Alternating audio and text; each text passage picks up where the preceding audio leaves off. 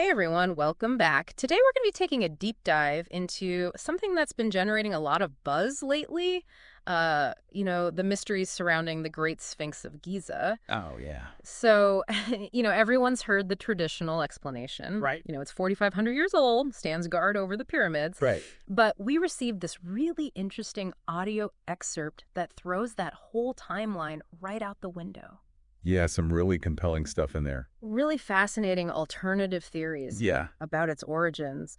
And honestly, I was hooked from the first minute. it's an intriguing piece, yeah. So it gets right into this theory that the Sphinx could actually be over 12,000 years old. Wow. And a lot of it centers on geological evidence, particularly, the water erosion patterns on the Sphinx's body. Right, right. And I know you've done a lot of research in this area, so what are your thoughts on that? Well, it's pretty fascinating. This evidence suggests the Sphinx would have been exposed to, you know, heavy rainfall, the kind we'd expect, like the last ice age, which, as you said, pushes the construction date back, way back. Right. And the excerpt, it even mentions this local legend, that the Sphinx was already ancient when the pyramids were built. I've heard that too, yeah. Which just flips the script, right? Completely. If the Sphinx predates, the ancient Egyptians that we learn about in school, who built it? Yeah, that's the question, isn't it? It's a great question. And the excerpt kind of connects this to Edgar Casey's predictions. Oh, the sleeping prophet. The sleeping prophet, exactly. I've always been fascinated by Case. Back in the 1930s, he predicted that the Sphinx's secrets would be revealed in the 1990s. That's right. And this excerpt, it links this prediction to some pretty crazy astronomical evidence. Yeah, the alignment of the Sphinx with the constellations Leo and Orion. In 10,500 BC, yeah. Exactly. I mean, can you kind of break that down for me a little bit? Well, for the Sphinx to be aligned that precisely, with Leo and Orion, during that specific time period, the builders would have needed some pretty sophisticated, astronomical knowledge, right? Oh, for sure. And we're talking about a level of sophistication that we don't typically associate with, quote unquote, primitive civilization. Right. So it really challenges our assumptions about what people knew Yeah. and when they knew it. So are we talking about a civilization that was potentially even more advanced than the ancient Egyptians? Well, that's certainly a possibility that the excerpt explores. Yeah. And it even goes further to suggest that this lost civilization may have hidden, this vast repository of knowledge beneath the Sphinx. Oh, the Hall of Records? Exactly, the legendary Hall of Records. I mean, that's incredible. It is. But okay, so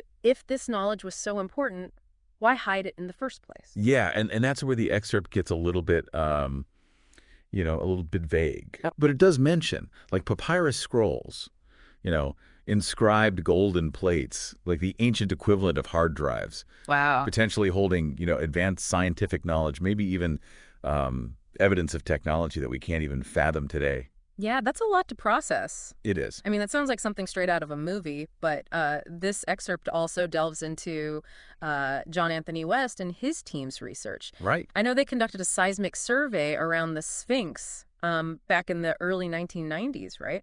That's right. So what did they find? Well, they found evidence of several unexplored cavities beneath the Sphinx. So actual chambers, like physical evidence. That's what the data suggests, yes. Wow, that's big. I remember when that happened. I mean, that was huge news at the time, but wasn't there also a lot of controversy around West's work? Absolutely. And the excerpt specifically mentions Zahi Hawass. Oh, right. Who at the time was, a very prominent Egyptologist and a very vocal critic of West's theories. Yeah, he disputed West's findings, right? Yeah, he did. And he ultimately prevented any further exploration of these chambers. Okay, so why would anyone want to shut down research that could potentially rewrite history? That's a great question. And the excerpt does suggest a couple of possibilities. I mean, the Egyptian government's always been very protective of its ancient sites. Of course. So maybe there's, some legitimate concern about the integrity of the Sphinx. Sure. But, the excerpt also hints at something else, something a bit more controversial. Yeah. The potential impact of revealing a history that contradicts, the established narrative. That's a great point. Right. I mean, if the Sphinx is truly that old, it changes everything. Right. Right. It challenges everything we thought we knew about, about the development of civilization. And let's face it, people in power aren't always too happy about having their version of history, challenged or overturned. Exactly, It's all exactly. about control, isn't it? And the excerpt really focuses on that, the power of knowledge and the implications of controlling it. So what do you think could be hidden in the Hall of Records? I mean, imagine what kind of information could be down there, right? Scientific breakthroughs, philosophical insights, maybe even details about the origins of humanity itself. I Wow. mean, it's no wonder there might be resistance to revealing that kind of knowledge, right? Yeah, you've officially blown my mind. It's fascinating stuff, isn't it? We're talking about potentially rewriting the history books here, uncovering this lost knowledge and maybe even unlocking some secrets about our past, right? Absolutely. And I think this is just the tip of the iceberg. Yeah, we're just getting started. So where do we go from here? Well, the excerpt, it raises a lot of questions, and we've got a lot more to uncover, right? We need to explore the details of West's research, and think about, what could actually be inside the Hall of Records and what it all means for our understanding of humanity's journey. Sounds like a plan. This is already shaping up to be one of the most fascinating deep dives we've ever done. I think so, too. So buckle up, listeners, because this ride is just getting started. All right. So we've kind of established that the Sphinx could be much older than we originally thought. And there's this possibility of a hidden chamber, right? Full of like ancient knowledge. Right. But the excerpt goes even further. It Okay. gets into some specifics about what John Anthony West and his team actually found during their seismic survey. Uh-huh. So they mention this large rectangular chamber Yeah. that's located right beneath the front paws of the Sphinx. Right under the paws. And they even say that this chamber, it's composed of like a different type of rock than the surrounding bedrock, Interesting. which suggests it was, deliberately constructed. It wasn't natural. Yeah, so it's not just some random cavity, you know what I mean? This sounds like a purposely built room, like hiding something, right? It does make you wonder. And I've heard this term before, the Hall of Records. Yeah, the legendary Hall of Records. Is it that what we're talking about here? It's possible, yeah. Yeah. The excerpt definitely connects West's discovery to the Hall of Records legend. So what kind of knowledge? What are we talking about here? Well, the excerpt, it mentions papyrus scrolls, golden plates. Wow. Like, it's almost too incredible to imagine. Yeah, it's hard to even fathom. But what if this chamber, contains records of, like, advanced astronomical observations, mathematical formulas, maybe even blueprints for technologies that we've lost, we don't even know about. I mean, it would completely revolutionize our understanding of like, history, science, even our place in the universe, right? Absolutely. I mean, if these records exist, but okay, I have to ask. Yeah. Why? Why hide this knowledge in the first place if it's so important? Yeah, that's a great question. And the excerpt proposes, like, some theories, right? Maybe this ancient civilization felt this knowledge was too dangerous. Maybe they feared it would be misused or fall into the wrong hands. Who knows? I mean, think about it, even today, right? We struggle with our own technological advancements. All the time. And we like to think we're pretty evolved ethically, but Right, right. it's a scary thought. Yeah, and the excerpt, it also touches upon the possibility that this knowledge was meant to be rediscovered at a specific time, like when humanity was ready. Oh, like a time capsule, kind of. Exactly, like a time capsule for the future. Yeah. And it makes you think, what did they know? Did they foresee our struggles, our potential? It's kind of mind-blowing, to be honest. I know, it's a lot. But it's exciting, right? We're on the verge of potentially uncovering something monumental. It really is a remarkable possibility, isn't it? I mean, the Sphinx, this iconic monument that we all know, could hold the key to, like, unlocking this lost chapter of human history. Yeah. And the excerpt goes even further, suggesting that this knowledge, it could have huge implications for us, for the present, for the future. I mean, in what way? Well, think about it. Yeah. What if this chamber contains, like, insights into sustainable technologies, advanced medical practices, maybe even a deeper understanding of consciousness itself? Wow. I mean, the potential benefits are staggering. So we're not just talking about rewriting history, we're talking about potentially like solving some of the biggest challenges that humanity faces, right? Exactly. It's like a gift, like a legacy of knowledge passed down through the millennia, waiting to be rediscovered when we need it most. But the excerpt also cautions us. Oh, yeah. to think about the risks. The risks. I mean, what if this knowledge fell into the wrong hands? That's a good point. The potential for, like, exploitation, the race to control this information. Yeah. It could even be weaponized, right? Oh, absolutely. And it makes the Egyptian government's resistance a bit more understandable, doesn't it? Yeah, for sure. The stakes are really high. Yeah, they are. But the excerpt leaves us with this question. What's that? Should this knowledge remain hidden, Hmm. or is it time for humanity to face what lies beneath the Sphinx?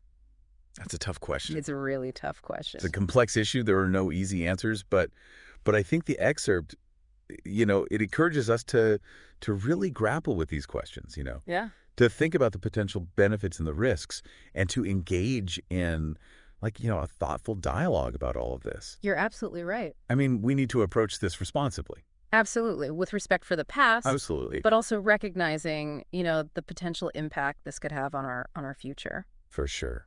Okay, I feel like we've really dived deep into the core theories presented in this excerpt. Yeah, we covered a lot. But there are still like some loose ends that Yeah. I kind of want to explore. There are a few intriguing points that we haven't really fully addressed yet. Right. So let's delve into those and see where they lead us That's good. in the final part of our deep dive. All right, so we're back and ready to wrap up our deep dive into the secrets of the Sphinx. And honestly, my mind is still kind of blown by, everything we've talked about. I know, right? It's a lot to take in, going from that traditional idea of, the 4,500-year-old monument to this whole concept of a 12,000-year-old time capsule left by like a lost civilization. Right. And then the whole thing about, the knowledge potentially hidden in the Hall of Records. It's both exciting and a bit, overwhelming to think about. Yeah, for sure. There's one more point from the excerpt I keep coming back to. Yeah. It mentions the Sphinx, being more than just a monument, that it could actually be like a giant astronomical marker. Right, right. And that ties back to that whole alignment with Leo and Orion in 10,500 BC. Exactly. And the excerpt suggests that, the Sphinx was positioned very deliberately to mark a specific point in that precessional cycle. Mm-hmm. And just, for our listeners, precession is that slow wobble of Earth's axis that causes the stars to shift over like really long periods of time. Right. But what's so special about the Sphinx aligning with Leo and Orion specifically in 10,500 BC? Well, the excerpt, it points out that this alignment coincides with the end of the last ice age, a time of major global change. Right, right. And it suggests that the builders of the Sphinx, they wanted to mark this event perhaps as a warning to future generations. A warning? Like what kind of a warning? Well, that's open to interpretation, right? But the excerpt, throws out a few possibilities. Yeah. Maybe it was a warning about the dangers of climate change. Something that obviously resonates with us today. Yeah, for sure. Or maybe it was, more about the cyclical nature of civilizations, reminding us that, even the most advanced societies can rise and fall. That's a pretty sobering thought. I mean, makes you wonder if there are lessons from this lost civilization that we could, learn from today. Absolutely. And that's what makes this whole Sphinx mystery so fascinating, right? Mm-hmm. It's not just about the past. It's about understanding our present and potentially shaping our future. I totally agree.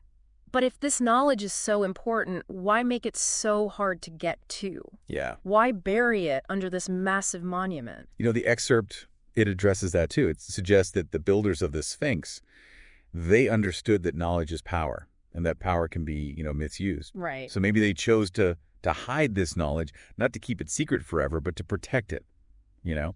until humanity was ready. So it's like a test. Yeah, maybe. A challenge for us to evolve to a point where we can unlock that wisdom of the past without repeating the mistakes. And that brings us back to those ethical considerations, right? I mean, Oh. do we even have the right to excavate this knowledge, even if it means, potentially disrupting the Sphinx or challenging people's beliefs? Yeah, it's a really tough question. Mhm. On one hand, I'm all about scientific exploration and, learning as much as we can about, the universe. Right.